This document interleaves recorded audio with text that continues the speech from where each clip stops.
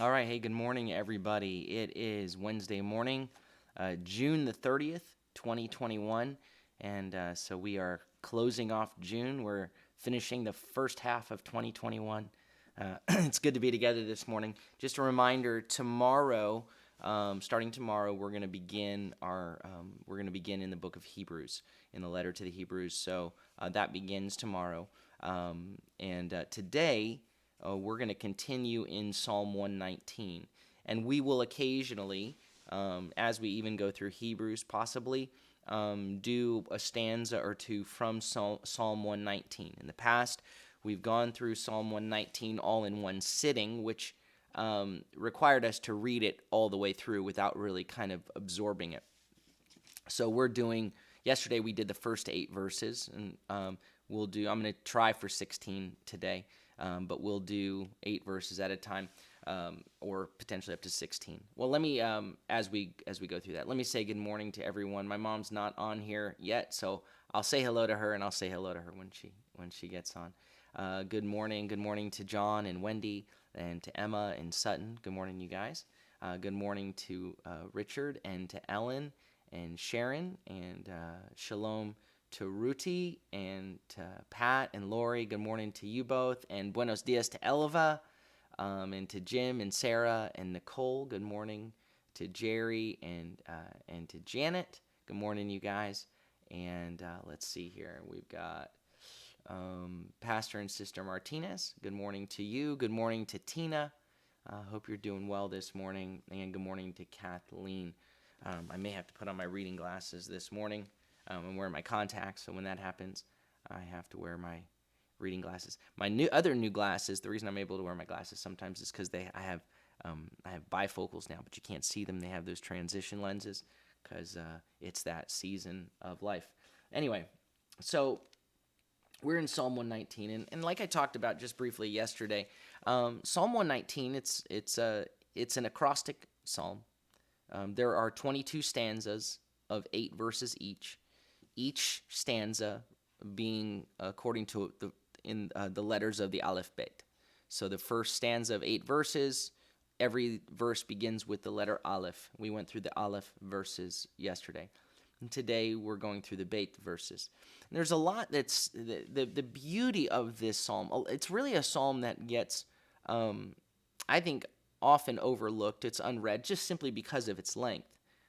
Most people are like, oh man, 176 verses.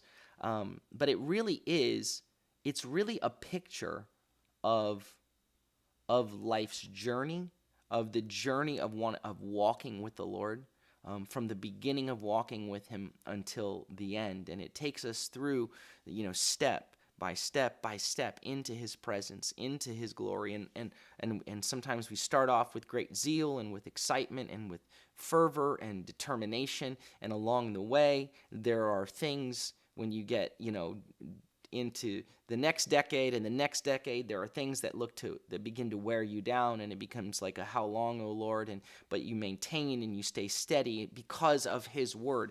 And every verse in this psalm, every verse is a verse that talks about either your words, your boundaries, your limits, your Torah, your instructions, your decrees, your testimonies, your pikudim, the details of what you say, your spoken word, omrim. It speaks of the word of the Lord in all facets. Is God's living word. So the picture that I have even is one of, Yeshua says, he talks about the broad road and the narrow road, and that it's the narrow road. There are few who find it. That the way to life is on the narrow road, and that's what we have. There are limits and there are boundaries, but it's a path that leads to life. It's a path that leads us to what God has intended for us, and there are distractions on every side of it. And there's the potential to stray and to err and to wander, to get off the path. And so the one walking the path says, okay, I want to be sensitive to hear what you say. I want to remember your instructions, what you've written down.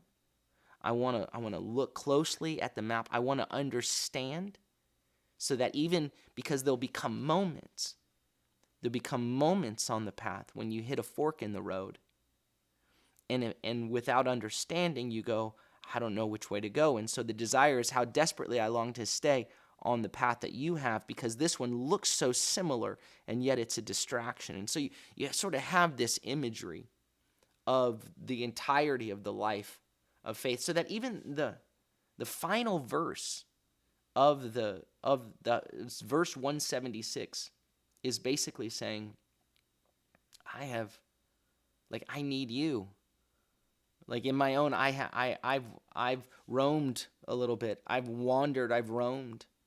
I need you to lead me. I need you to guide me. Is basically what he said. He says, I have strayed. We don't have to look at this verse, but he says, I've strayed like a lost sheep. Seek your servant, for I did not forget your commands, your mitzvot. So that's the final verse. There's even up to the last moment, it's the dependency on the Lord to pursue us, but our determination to stay true to his word. So yesterday we went through the Aleph verses. Today we're in Beit. And in verses 1 through 8, he's laid out basically his determination to walk in God's ways, to walk in the simplicity, the simple way of the Lord, to walk in the instructions of Adonai, to keep his testimonies, to keep his statutes with his whole heart. All the warnings, the warning signs, the signposts, to have that in his whole heart, to not do injustice, to not do what is wrong, but to walk in God's ways. And so that's all through. He doesn't want to get off and be ashamed and embarrass himself and be humiliated. He wants to stay faithful to the ways of the Lord. And so the question now becomes, how do I do that? And it's the young believer. It's the young believer, as it were, a new believer, or a young person, an adolescent, saying, how can a young man keep his way pure? In what way, he says, in what way can he stay clean? Can he stay pure? Can he be cleansed? A youth, a young man. He says, by guarding it according to your word, by his path, by guarding his path is what it says. His path, his wandering, watching over his wandering, like according to your word, devar. So the word here that's in this verse is devar. Every verse again has a word that speaks to the word of God. So this simply is devar, the word of God, what God says, what God does, devar. So he then says, how can I stay pure? By guarding my path, by guarding it, keeping it, my wandering, according to what you say, according to your word. Verse 10, he says, with my whole heart I have sought you. With my in my whole heart, in all of my heart, I have, the word is darash. I have investigated, I have examined, I seek after you, to dig in, to know, to understand, to grasp your instructions. It says, let me not stray, let me not wander, let me not kind of stagger away or err. Let me not err or stray away from your mitzvot, from your commands, from what you have ordered, from what you have spoken. And so mitzvot is the word that we have in verse 10. Well, let's go to verse 11, a famous verse. We know this one. It says, I have treasured, or I've hidden your word in my heart, so I might not sin against you. So I have the word for treasure. I've treasured, I have hidden, is the word natsar. Natsar is I've maintained it, I've guarded it carefully. So for instance, the word netzarim are secret places, are caves. So think about, a really cool picture would be, you think about the Dead Sea Scrolls, right? In the 40s, the Dead Sea Scrolls were discovered, hidden in caves. And then through all the centuries, through all the ups and the downs, for centuries, you have the word rolled up, hidden kept and preserved in these jars in caves that lasted through the ages, right? And so that's the idea, is that I'm going to keep your word in a very safe place. And the reason I'm going to do that is that so that I don't sin against you. In order that I might not sin against you. And so the desire of the young believer is to walk in his ways. And you know that feeling when you're new at something and everybody else that you're around knows what they're doing and you don't. You start a first day at a job, and that feeling of being disoriented. So that's why we say when you start a new job, you go through orientation, right? You feel disoriented. Or when when I remember being a little kid and when I first started playing baseball and being the new kid on the team, and the other kids seemed like they knew what they were doing, and I was figuring it out. And that feeling of of feeling disoriented. And what your desire is, as you begin listening to the coach, you listen to your boss, you begin going through the steps of what you're supposed to do. But the desire ultimately is to imbibe what's happening in such a way so that you really get it, so that you really understand it, so that you get to the place where now you're instructing others, so that you're able to lead others along the way, because you understand that there comes the point in which your understanding of something is such that you're able to grasp it and to walk in it, not just doing the minutia of the task, but understanding the purpose of the task. And as we walk as we begin walking in God's way, and the young believer wants to orient herself. It could be, if you're, because it applies to any. I mean, it's obviously the writer is David, but to orient oneself to God's ways and to treasure what he has spoken. And so for here, the word used for God's word here, I've treasured your word, or put it in cave, your word in my heart, is the word omrim, which is omer is your command, or what you have said, the spoken word, your promises, even it can be. So the things that you've said, they're not just, you didn't just speak it into the air and it's in one ear and out the other. Right? And that's what you have spoken, what you have said, I have put in a very safe place. I've taken it in. I need that. And I'm storing it up in my heart so that I might not sin against you. He continues in verse 12. So now begins the young believer. Now the young believer begins his study of the word. So verse 12 here is actually what is spoken when boys in Hebrew school begin their study each day. They say, Baruch atah Adonai, blessed are you, Adonai, teach me your statutes.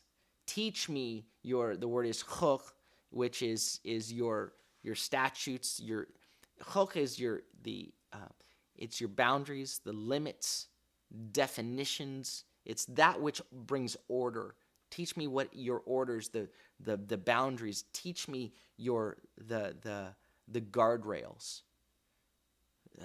I want to understand, as I'm going on this path, to know what the street signs say, to follow the street signs, to understand yield and stop and merge, and to grasp it all on this path so that I don't get off the path. So Baruch atah Adonai, lamdeni chuchecha, which is teach me your statutes. And then he continues, with my lips. So teach me with my lips, or in my lips I will rehearse. The word used for rehearse is sefer, which is the word for a book. It is also the word to count, to recount, to take a census of.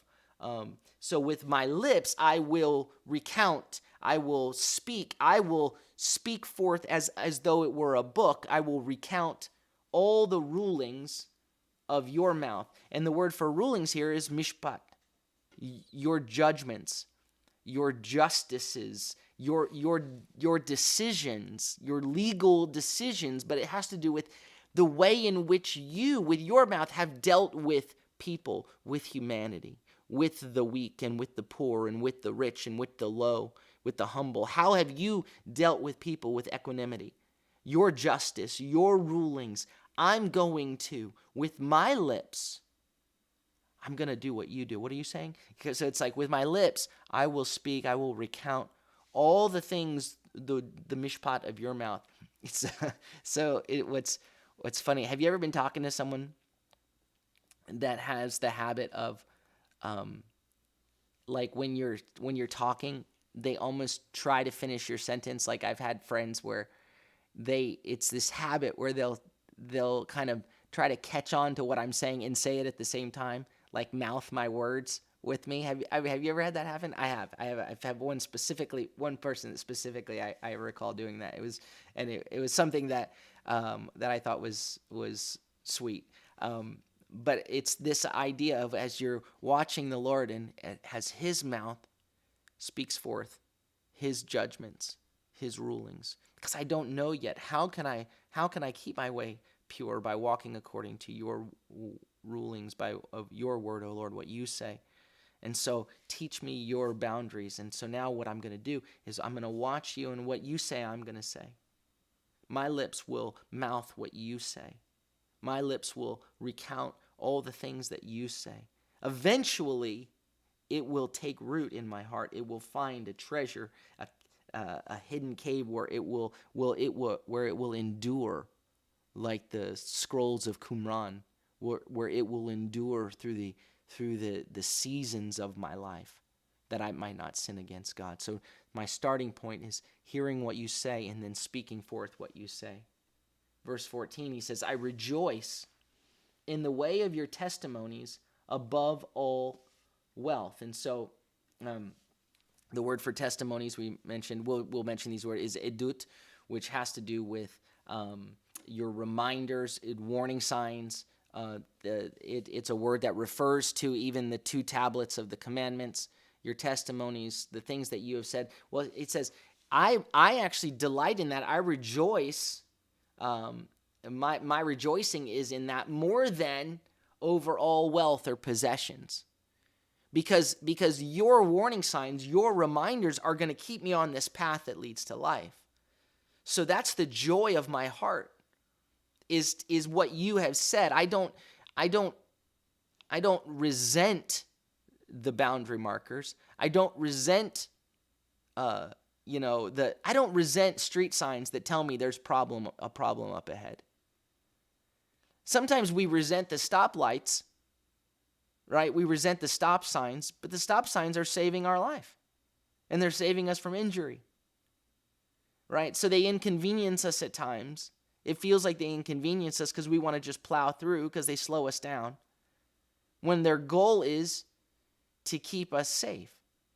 And that's the idea here is, I rejoice in the order of your warning signs, in your reminders, in the things that you say, because of more than wealth. Because if I have all wealth, the wealth won't keep me safe. But what you speak keeps me safe. He says in verse 15, I will meditate. I will, again, this word, sikha, is to meditate, to muse, to move between thinking and speaking, that this is what I'm consumed with. I'm meditating. He says, I will meditate on your precepts, or in your principles, in your pikudim, in your directions, in your instructions, in the principles. I'm going to focus thinking about the principles of all that you do. And I will regard your ways, or I will gaze upon, I will behold your ways. I will look upon as, and it's this word that means to gaze upon or behold as, even as an act of grace, as something that is good and kind and delightful. I will gaze upon your ways. Verse 16, and all of these, by the way, all of these verses began with a bait. Verse 16, he says, I will delight in your decrees. The letter bait is a preposition as well. So anytime you put bait at the beginning of a word, it means in. So it says in your boundaries, in your limits, in your decrees, I will delight myself. And he says, and I will never forget your word. And the word for to delight here is sha'ah, which is to amuse.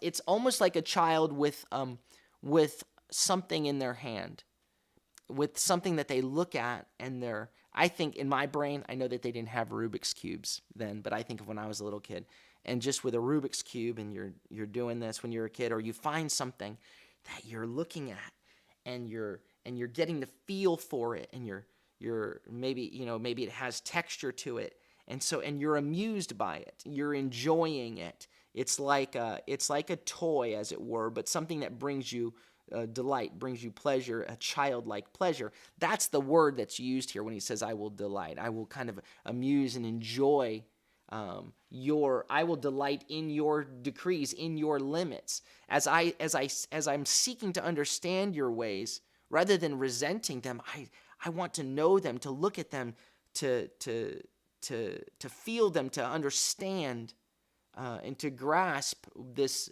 and to delight as a child in that. I will not forget what you have spoken. I will not forget your word, is what he says.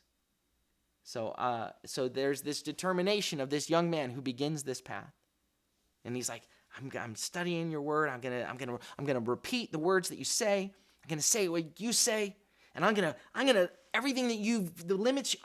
That's gonna be my toy. Those are gonna be my video games. That's gonna be what I delight in, what I enjoy, and I'm not gonna forget. I won't forget what you've spoken. That's this early determination. And so now we go into Gimel, and I think I have time to hit Gimel today, verses 17 to 24. So this verse 17, it's interesting to me. Verse 17 opens up with, do good to your servant. But the word for to do good is gamal. Gamal can mean to finish, complete, to achieve. It can also mean, it refers to wean a child, or for something to ripen. And so what he actually says is gamal al abdecha, which is almost to bring a completion, or bring a weaning, bring a maturity, as it were, upon your servant. When it says do good to your servant, what he's saying is, I want to grow. Bring me to that next level. Wean me to where now I'm no longer just going, but where I'm now being oriented in such a way that now your word is taking root in me. Bring me to that next step of weaning. He says, bring maturity upon your servant. And then the next two verbs here, that I may live, that I may keep, or guard, these are both what we've talked about in the past, the last couple days too. First person cohortative, which is expressing one's desire, one's intent, my will. This is what I want to do. This is what I long to do. And so there's this sort of internal conversation going on. It says, Lord, bring me to a place of maturity. Bring upon your servant growth, maturity, weaning, as it were. Because I want to live. I want to live, he says, and I am intent on guarding your word. I'm intent on guarding your devar, your devarecha, your word. So verse 18, he says, Gal enai. So again, all these verses begin with Gimel, with the letter Gimel. He says, Gal enai. He says, uncover my eyes. Uncover my eyes so I may, and again, this is first person cohortative, so he's expressing desire and intent and his will. He delights, he wants to gaze upon, to behold as an act of grace, to see, to really grasp the wonders of your instruction, the miraculous that's within your Torah, that which is extraordinary within your Torah. So he's saying, Lord, like take me, let maturity come upon me. Let maturity come upon me, so that, because I want to live, I want life, and my intent is to guard your word. And what I'm asking you to do is uncover my eyes, give me understanding, right? Uncover my eyes so that I can see past the surface, so that I can gaze upon and behold what's extraordinary about your instructions. Help me to, there's a desire here to really grasp, to move past just, okay, well, this is what he said and I'm going to do it, but to grasp an understanding, to move to a level of maturity so that I see what's so extraordinary in an increasing measure, right? Our desire is in increasing measure to grasp what's so extraordinary and miraculous and what's woven and what's layered within God's word, within his instruction. And so that's the desire of the psalmist here. He says in verse 19, he says, I am a temporary dweller on earth. The opening letter here is Gimel again, ger. A ger is a refugee. It's an outsider. It's someone this is not your home. You're an immigrant. You're passing through. You're a sojourner. That ger, Ruth was considered a ger. She was a sojourner, an outsider from Moab. And so that's the word here. I am a ger, and it's ger anoki. I myself, anoki is an emphatic I. I am a stranger is what I am, he says. An immigrant is what I am. Like this road that I'm on, I got to stay on this road because it's leading me home. Because all of this surrounding territory that I could wander, this isn't home. I'm a refugee here. I'm a temporary dweller here. I'm just here for a bit. Help me to keep that. There's a recognition here in his maturity of this path is leading me home. I'm a temporary dweller. I'm a ger in the land or in the earth. So do not hide or do not keep your commands hidden from me. Don't let your commands be hidden from me. Because I've got to stay on this path. This is not my home. Verse 20, he says, my soul is crushed with longing for your judgments at all times. So it's interesting. This word for crushed, I was just looking right before we began in a commentary here by Rabbi Hirsch, and he talks about this word for crushed. Hold on, let me see it here. He says because it's the word garsa, and he says it. Hold on, let me back up. I'm sorry. He says it's most probably synonymous with garas, with the sheen. It does not indicate a barley corn that has been broken, but one that has been husked. So he connects it to being to a corn that's been husked, which in the Chaldean language as well as in rabbinic literature means the breaking up or dividing of seeds, as well as the studying or absorbing, probably the spiritual breaking up and digesting of instructional matter so that it may be absorbed into the memory and understood. So the idea here is where it says consumed or as though something is being husked and being broken into pieces that are consumable. My soul is longing to consume your judgments, your justice, your just rulings, your governance, the way that you deal. My being wants to digest it. The very depth of me is consumed with a longing, with a desire over your justices, your judgments, your just rulings in every point of time, right? He says at all times, but it's in bechol et, in all, and et is a point of time or times. So bechol et is in every point of time, in every moment of the day. My being is consumed with taking, with consuming, and is with a longing to understand, to know your judgments as I'm watching your words and I'm recounting them.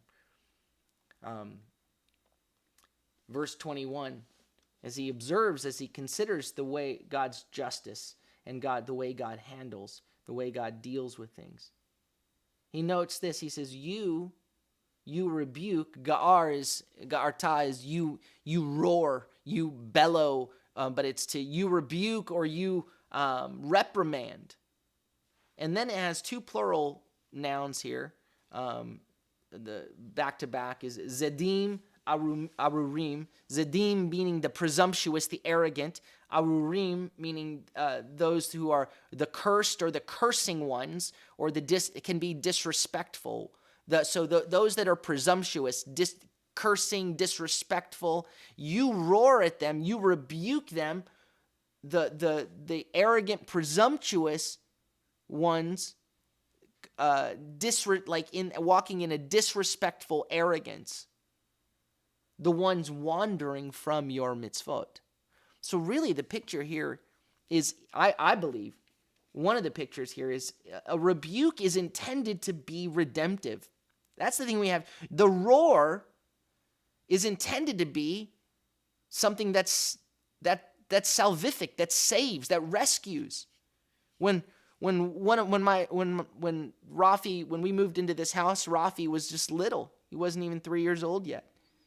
And he couldn't swim yet.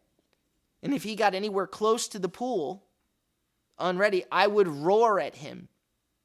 Right? Not because of I don't love him, but precisely because I do.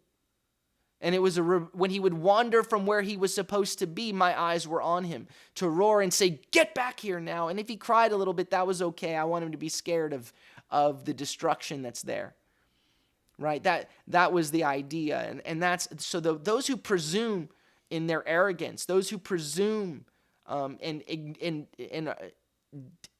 disrespecting the Lord, it's a word. Cursed is related to a word for disrespect, but they're cursing themselves by wandering from your word, by wandering from your commands, by ignoring, presuming they know better, wandering from what you have spoken. And so you rebuke them. That's the way you deal with them. You reprimand them to get them back, to get us back when we become arrogant, when we presume to know God's ways in a way that is separate from his mitzvot. Then in his kindness, he roars at us. He rebukes us when we wander from the mitzvot. Verse 22 says, take scorn and contempt away from me. It says, gal, roll. Gilgal is rolling. The word is gal, which is to roll off of me. Roll off from me, mocking insults. Roll off from me, contempt, which makes me a laughing stock. So roll off insults and laughing contempt from over me. Because I have carefully guarded your warning signs, your reminders.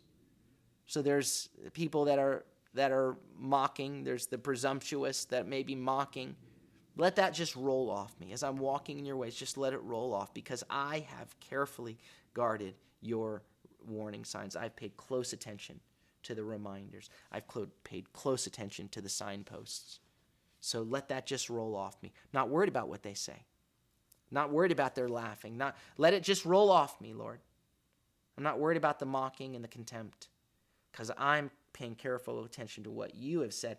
And so this next verse, and again, that word to pay careful attention is natsar, is that to preserve, to keep, and so natsrim is our caves.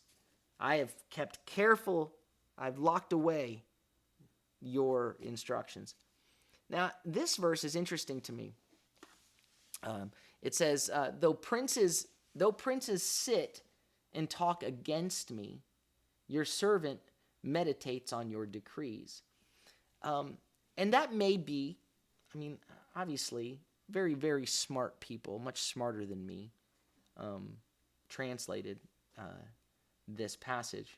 But just on it says Gam Yashvu Sarim, which is also princes sit, and then it says Bi Nidbaru, which is they sit, and then be is in me or among me or with me. It actually doesn't typically mean against me. Generally, the preposition bait generally doesn't mean against me. So the picture here that I see is like the word sarim, princes, is also officials, leaders, important people. Also princes, they sit and they talk with me. They're talking among me. Like I'm with important people. But look what he says. He goes, your servant meditates on your decrees, on your boundaries, on your limits. Right? So these princes, these important people are talking to me. They're speaking in me or among me, with me. But whatever they're saying, that's not what's filling my thoughts. That's not what's filling my heart. What you have said, what you think about, that's what I'm meditating on. That's what I am fluctuating between thinking and talking about. It's as though these important people, the temptation is to be shaped by what they say. And perhaps the against me is connected to the previous verse where it says, don't let me be a laughing stock. Don't let them mock me. Let it roll off me. And so now maybe these important people, the sense is as they speak with me, it's connected to whether they laugh at me, let it roll off. But I'm not even listening to what they say. I'm not meditating. I'm not focusing, thinking upon, musing upon what they're saying. I am meditating, thinking, musing upon what you say. Your voice, your word keeping me on the path, not pulling me off to the left or to the right, not being distracted by very important princes and people and officials. Do you know who he is? Do you know his title? You should listen to what he says. What does the Lord say? But this is a very important person. This is a very important. You would do well to hear what he's saying. But what does the Lord say? Yeah, they're talking with me. But where I'm meditating, Lord, what I'm musing upon is what you say.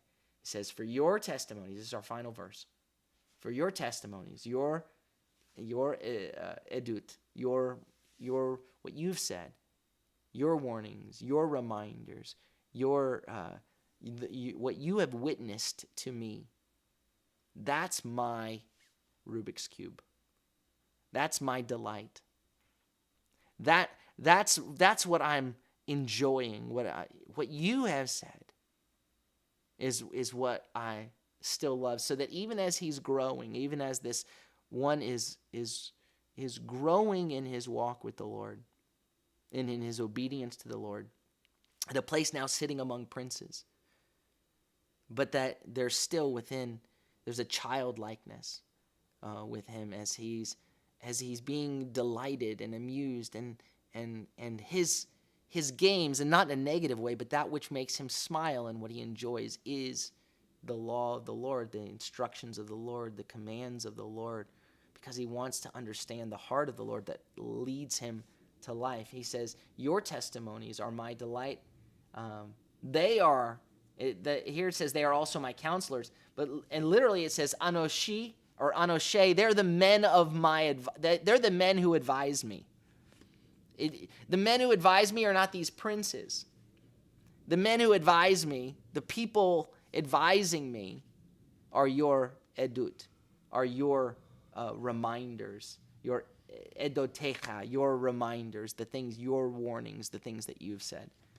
And so there's this determination to stay on the path, to not get distracted by important people, right? And to delight in the law of the Lord, to delight in the instruction of the Lord, in the law, because he says, I want life. Wean me, grow me, let maturity come upon me, because I want to live, right? In verse 17, he said, I want to live, and I'm intent on guarding your word. I'm going to walk this path. I remember when I was a freshman in high school. And I'll finish with this. I remember I was a freshman in high school, and I was in chorus class, and they would break us up into groups to practice our different parts. And I'm 14 years old, and this was a class that there were 15, 16. There were seniors, juniors, and sophomores in there. And because I had a pretty high voice, which is hard to imagine now with that I have this deep bass. That's obviously, I'm joking, but I had a pretty high voice. I was in like a high tenor group, and so there were girls that were in that room. And anyway, I remember being in there, and this group, they would begin talking about their things that were going on in their lives, in their love lives, I'll say, because we have ages, all ages here, and then they looked at me, and I'm a 14-year-old kid, and they were like, "What about you? You got any, anything going on?" And I said, "No." And I was like, "Oh, and I said, I'm saving myself for marriage." And they laughed, and they thought, they kind of patted me on the head, and they were like, "Oh, by the time you're a senior, you're going to be a stud," and yada, yada, yada. And I was like, and I remember what rose up within me was this determination. And I was like, no, I'm saving myself. There's nothing that's going to, I'm intent on keeping myself until I'm married, on staying pure until I'm married. And that was my, and so that was that, like, I was doggedly determined. And when people would laugh or tease me, or even, and not maliciously, I didn't find any ill will from them. I didn't think they were being cruel to me. I think they just didn't understand the depth of conviction that I had.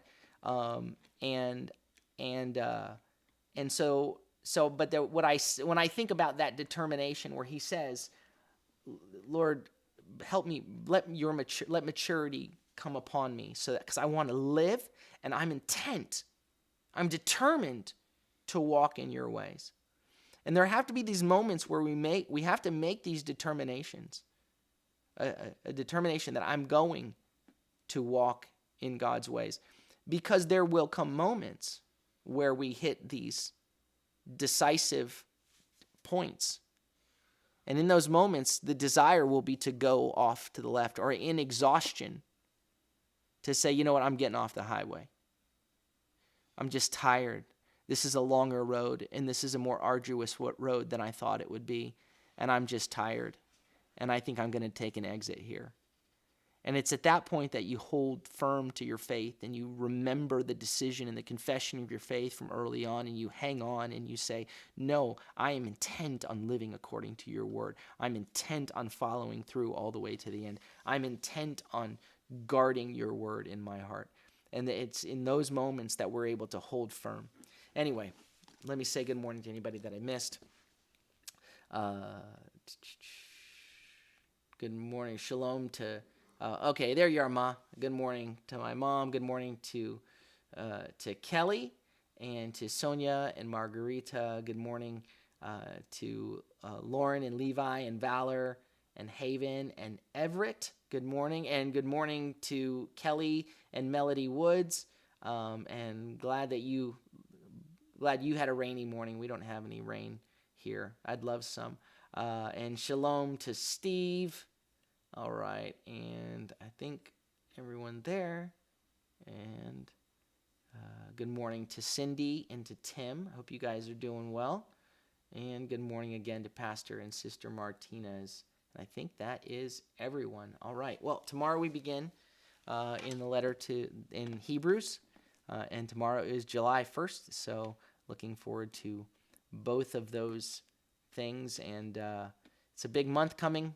We've got a wedding coming later this month, and so it's going to be a pretty hectic month. So, but it's going to be exciting together, going through the letter to the congregation of Hebrews.